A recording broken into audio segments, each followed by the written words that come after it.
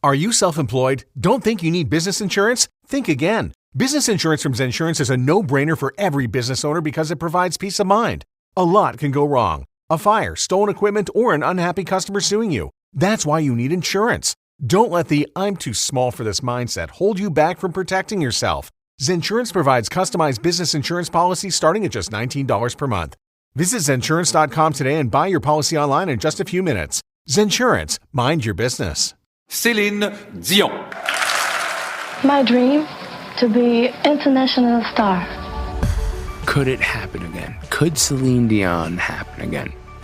I'm Thomas Leblanc, and Celine Understood is a 4-part series from CBC Podcasts and CBC News, where I piece together the surprising circumstances that helped manufacture Celine Dion, the pop icon.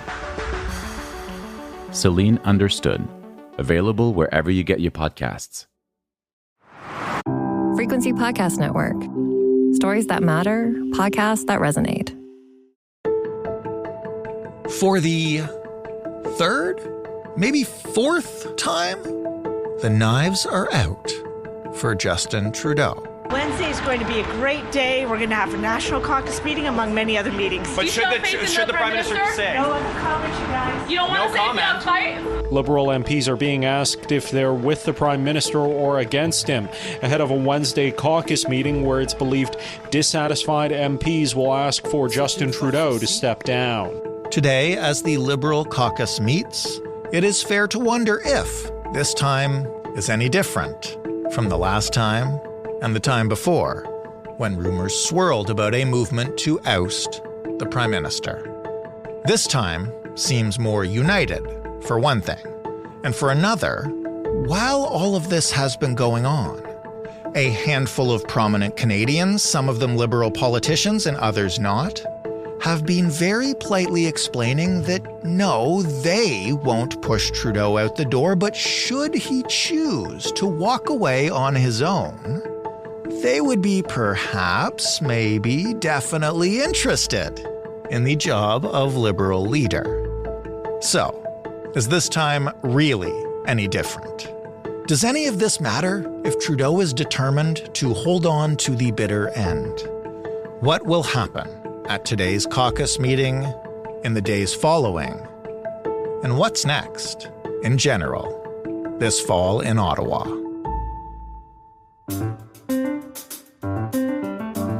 I'm Jordan Heath-Rawlings. This is The Big Story. Glen McGregor is a Parliament Hill reporter with City News, which means he's also a Parliament Hill reporter for us. And Glen, it's a busy day up there, I gather. It's a very busy week, really kind of the most crucial week in Justin Trudeau's time as Prime Minister. One is existential. He could, in theory, lose his position as Liberal leader and therefore as Prime Minister before the week is done, although he's going to be, we think, fighting and resisting that as best he can. We're going to get into all of that, but first, because I know this has been a topic of concern for some time. This is not the first time there's been a partial mutiny, I guess. Maybe just rewind and give us some context on the attempts to convince Trudeau to walk away over the past several months. Yeah, those attempts really kicked into high gear in June, right after the Liberals lost what should have been a very safe by-election for them in the riding of Toronto-St. Paul's, a longtime Liberal stronghold. And that scared the heck out of a lot of Liberal MPs, particularly Liberals from Toronto, because Liberals who have a seat in Toronto don't expect to lose their ridings. Right. And that really scared them. So that's when we first started hearing about grumblings from within the caucus. So these are mostly backbench Liberal MPs who are expressing concern. And there was an attempt to kind of get a letter going, circulating among caucus members that they would send to the Prime Minister, calling on him to consider, at that point, stepping down. But that first mutiny was kind of quelled. It didn't really go anywhere.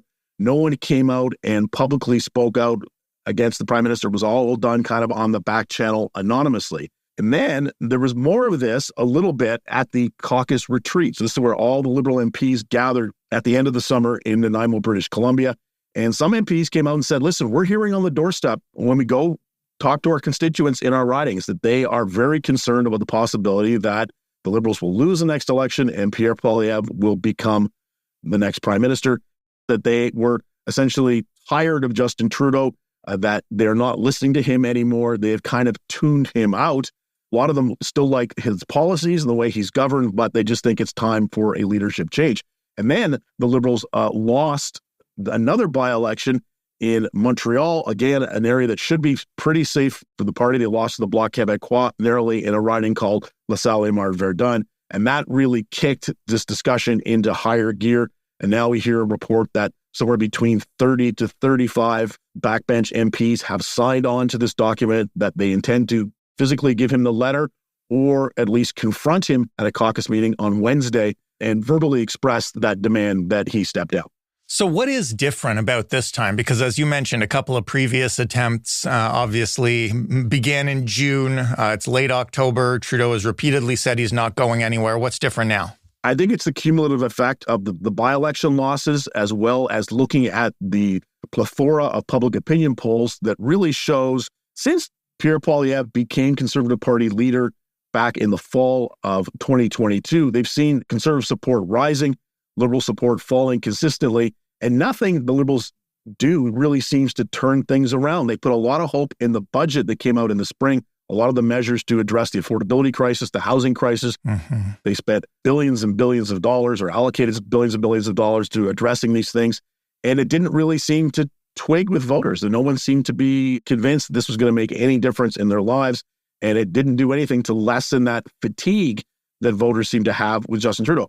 This is kind of normal. I mean, most governments, when they get to the 8, 9, 10-year mark, people start getting tired of them and start calling for change, right, even if they were happy with the way the government performed. And there is, a constituency of people who are certainly happy with the way Justin Trudeau has governed. He dealt with the pandemic. He dealt with the freedom convoy issue. He's dealt with instability across the world, the invasion of Russia, the conflict in Gaza. And he's also dealt with, in his first mandate, had to deal with Donald Trump being in the White House and all the threats to Canadian industry that caused. Remember the tariffs that the Americans put in on Canadian-made steel and aluminum, the renegotiation of the NAFTA agreement. And Trudeau got through all this okay, but I think it's just we're at the point now. People have been seeing him as prime minister for coming up on 9 years now, and they would like a change. So do we know at this point, and we're speaking on Tuesday afternoon, as you mentioned, this national caucus meeting is on Wednesday.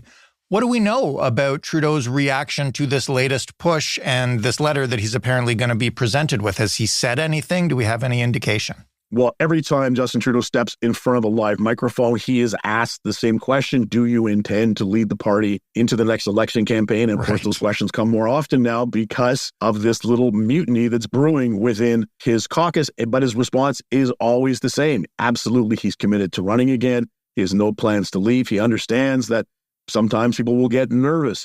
This is something that former Prime Minister Jacques Chrétien famously called the nervous Nellies. These MPs in their caucus who, when an election campaign is in the not too distant future, start getting nervous about their own possibility for re-election. Because, of course, if the Liberal brand is eroded because of the Prime Minister, it makes it much, much harder for Liberal MPs, especially those in kind of marginal seats. They won only narrowly in the last election campaign. They get extremely concerned about their re-election prospects and the possibility that they're going to be out of their jobs. So this is kind of a normal thing that happens. But so far, Trudeau is not showing any signs that he is heeding this. He was asked this morning on the way into a cabinet meeting whether his leadership was at risk, and he replied in French, one-word answer, no. So pretty clear he's not going anywhere, at least on his own volition. Give us a sense of how bad things are for the Liberals. You mentioned tons of polls. Like, what happens if there's an election today? If there was an election today, it would very likely result, assuming these poll numbers hold, that is a 20 percentage point lead for the Conservatives over the Liberals, and the Liberals essentially neck and neck with the NDP in most places. The result would very likely be a Conservative majority government, and potentially one of the largest majority governments the Conservatives have ever won.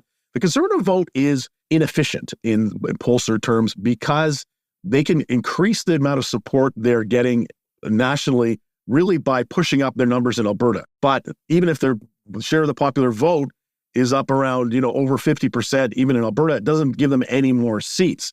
So they have to kind of win the popular vote nationwide by a fair margin. But you look at these numbers, these polling numbers that are coming out, it looks like they are in that zone. And if there were an election, Trudeau could potentially be leading his party to an historic defeat, probably even larger than they suffered in 2011 when Michael Ignatieff was the leader and Stephen Harper led his conservatives to their first majority government. It took a long time for the Liberals to recover from that. And it wasn't until Trudeau came along they were able to bounce back and kind of reverse things. So it is bad. The numbers are as bad as that they've been. And, certainly the worst that Trudeau has ever faced. Worth noting, though, and many of the supporters will remind you of this, Justin Trudeau's never lost an election.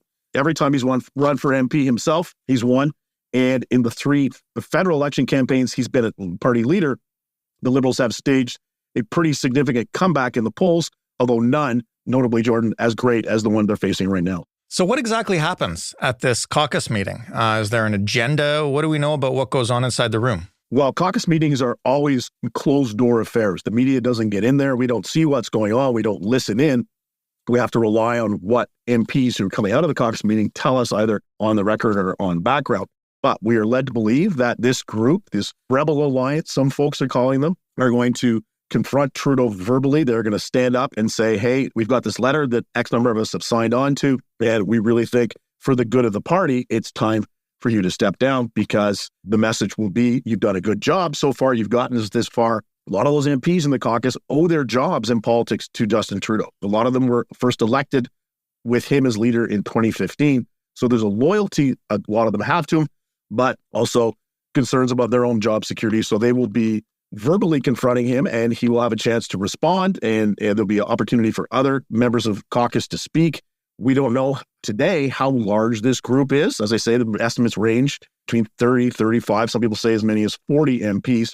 It's still only a fraction of the 153 total Liberal MPs who sit in the House of Commons now, but you can't really count cabinet ministers because they are, of course, naturally loyal to the Prime Minister because he gave them their jobs in cabinet and then they get a larger salary, they get a car and driver, they get some other perks of the job, plus they get the boost when they are themselves going into a re-election in their own ridings because it's easier to run as a cabinet minister, raises your profile, than just as a backbench MP.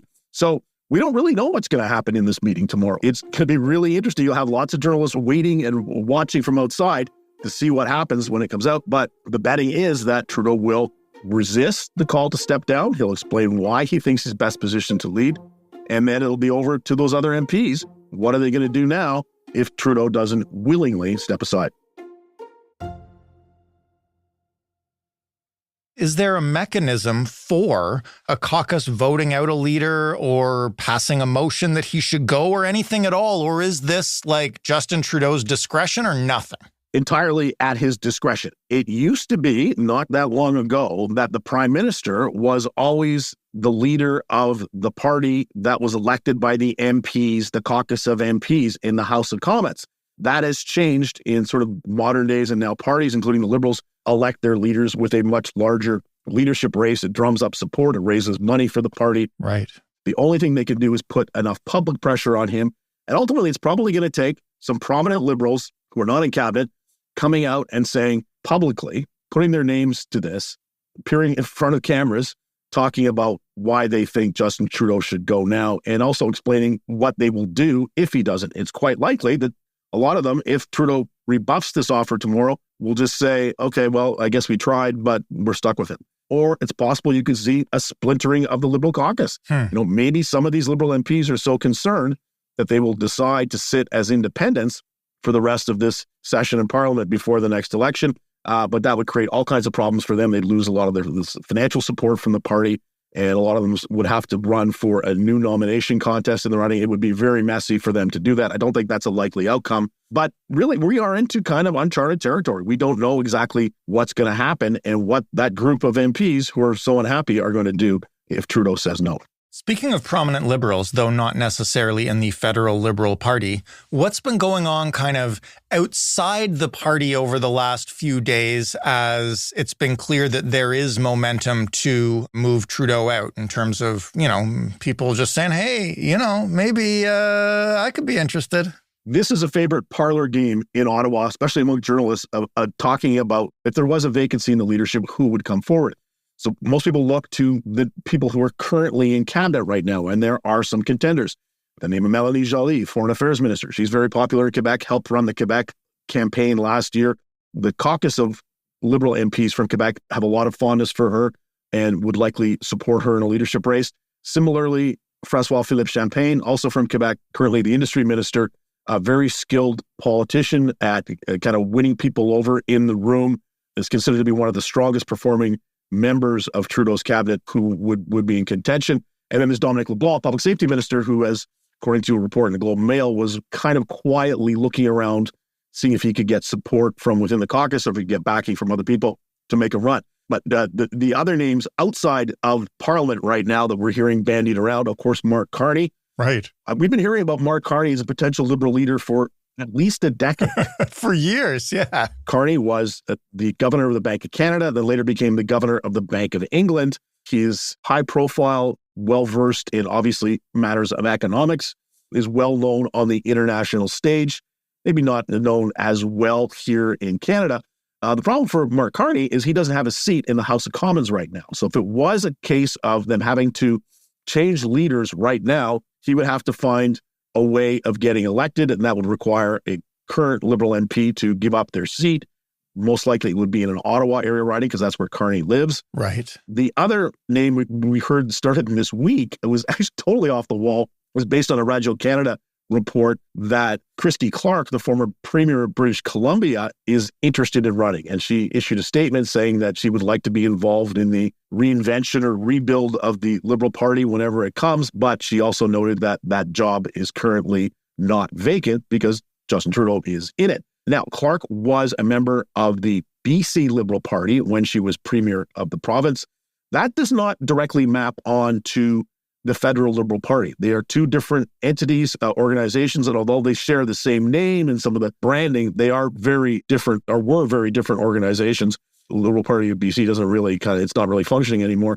So I don't really buy it. I think Christy Clark is much more conservative, a small c conservative, and possibly large c conservative than the current federal Liberal Party. I don't think that would necessarily be a good fit. If she decided to run for it, she would be offering to take the federal Liberals into a much different direction on policy, on economic policy. Chiefly, she is much more conservative, and I'm not sure how much enthusiasm there would be for her.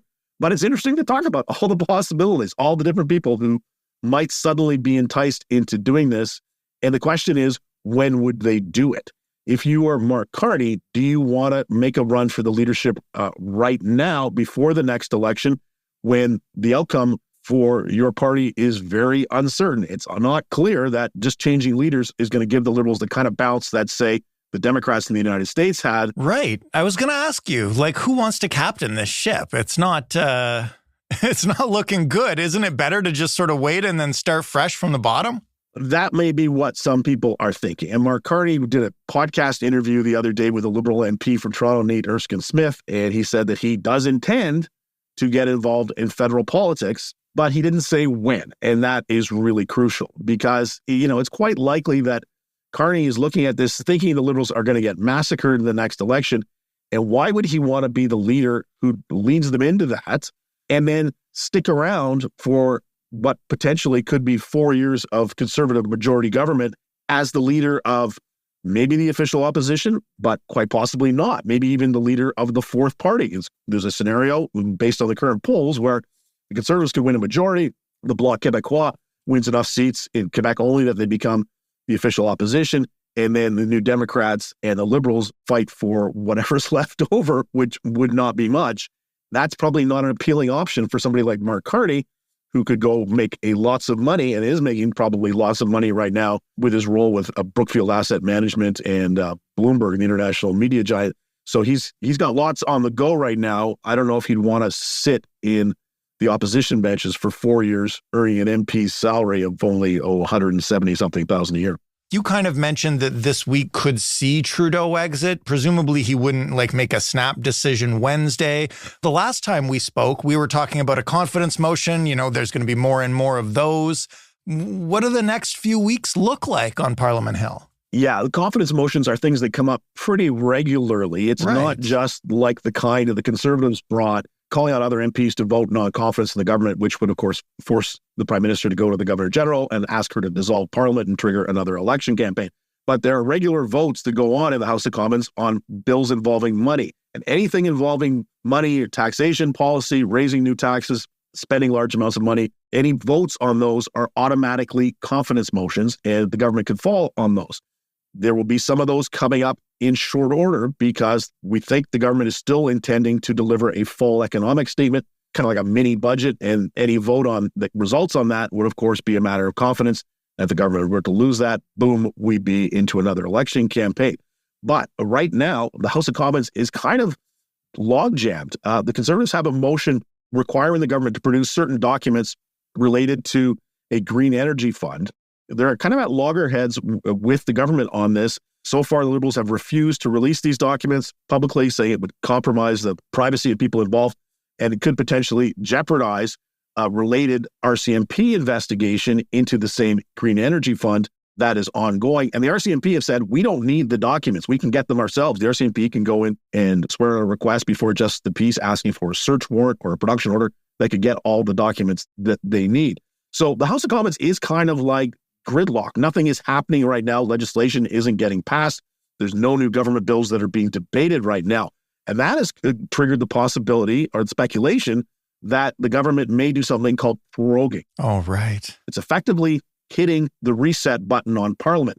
All the bills that are on the table on the order paper at that moment die. Committees have to be reconstituted and you have to restart it. And the government would have to come back after proroguing and deliver a throne speech laying out its new priorities. It's possible Justin Trudeau would do that. It's possible he would do that if he's planning to quit. He might think that the party needs a couple of months in order to choose a new leader once he leaves. So if they were to prorogue, that means that they couldn't lose a confidence motion in that period and they wouldn't be forced into an election campaign before they'd even selected a leader. So that's one possibility that's being considered. It is kind of a nuclear option for Trudeau, and it would, if he were to do it, he would certainly draw allegations, particularly from the Conservatives, that he was shutting down the democratic process, shutting down Parliament because he can't face the heat from the opposition side. The Liberals would then reply that the Conservatives, by filibustering this motion of producing these documents, had essentially caused Parliament to become dysfunctional, and there was no point continuing until they have a chance for this reset, this prorogation process. Stephen Harper had done it during his time. It's a risky move because it can create a backlash, but it might be one thing that if he is about to lose his job imminently, that he may consider going down to Rita Hall, talking to the Governor General and getting her to sign off on proroguing. Last question, and I'm not going to make you answer it, but if I had to ask you if Trudeau was still the Liberal leader like 1 month from now, what would you think? It's possible he could still be the Liberal leader a month from now. I think he's got a chance that he can quell this insurrection in his own caucus. Again. Yeah, I don't know that the MPs who have signed off on this letter, if they were so committed to this, that they're willing to take more drastic steps, like deciding to sit as sort of an independent caucus or not. I don't think we're at that point. And I say that because really they're not coming forward. Only one MP who signed the letter, who's planning to run again in the next election, that's Sean Casey from Prince Edward Island. He's the only one who has spoken out publicly, who's put his name to it. So until we start seeing that, I think Trudeau is going to be relatively safe. And also the possibility that we could be into an election campaign at any time because the NDP has withdrawn from the supply and confidence agreement to keep the Liberals in power. Right. That means this is a very fragile government right now, and it could fall at any time. So I don't know, even if people who are dissatisfied with Trudeau's leadership are willing to force him out right now and run the risk of being in the midst of a leadership race at a time when suddenly the government falls and an election is called. Interesting times, Glenn. As always, thank you for explaining this. Thanks so much for having me. Glen McGregor, reporting from Parliament Hill. That was The Big Story. For more, you can head to thebigstorypodcast.ca. You can, of course, shoot us some feedback on this interview with Glenn or any episode we've done, or you can suggest an episode that we should do by emailing us at hello@thebigstorypodcast.ca or calling us and leaving a voicemail at 416-935-5935. You can find this podcast wherever you get your favorite podcasts or wherever you get your least favorite podcasts, though hopefully we're not among the latter. If you do like us and you're in a podcast player that allows it, please consider leaving us a review. It helps other people who haven't found us yet discover the show. Thanks for listening. I'm Jordan Heath Rawlings. We'll talk tomorrow.